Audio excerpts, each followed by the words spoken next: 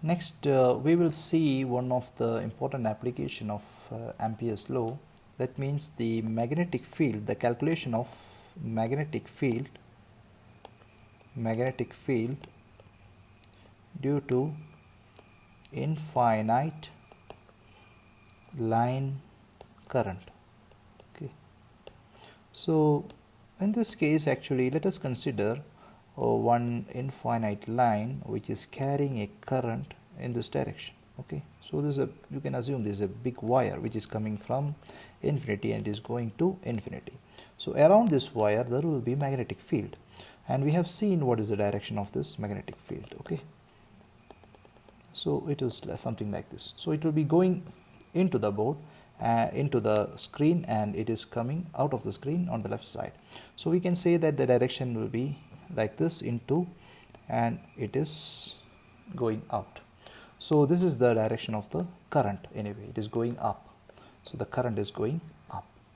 Now we want to find what is the magnetic field at some point. Let's say the distance, which is the perpendicular distance, which is here, actually it is rho, and we want to find what is the magnetic field at this point.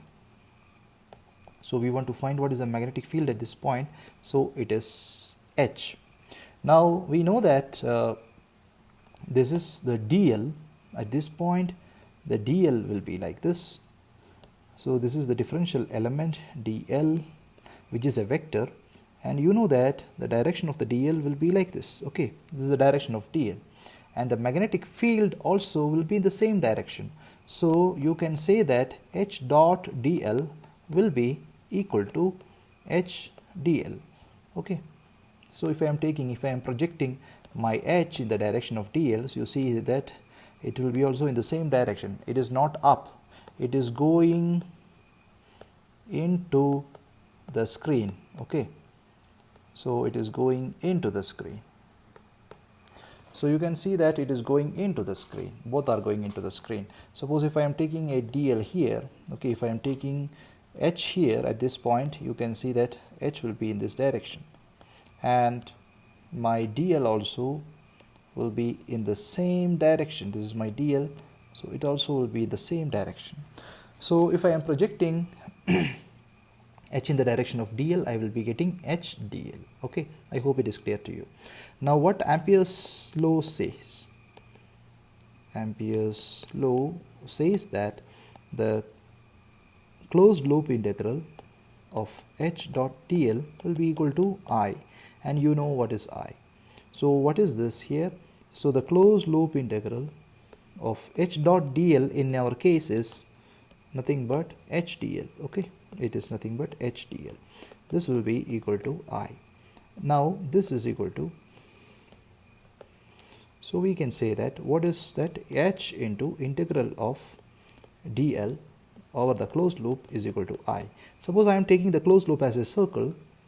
So for the circle, actually it is nothing but, it's easy to calculate. We will be, as in the Gauss's law, by using the Ampere's law, we will be calculating the same thing by using the symmetrical surfaces. You can see that this is having a symmetry because we are considering a circle. Then only it is useful, otherwise it is not useful for the calculation. So this is nothing but H into integral of dl is nothing but the perimeter of the circle. Okay, so if it is having the radius rho, so the total length actually it will be like the perimeter, it is 2 pi into rho.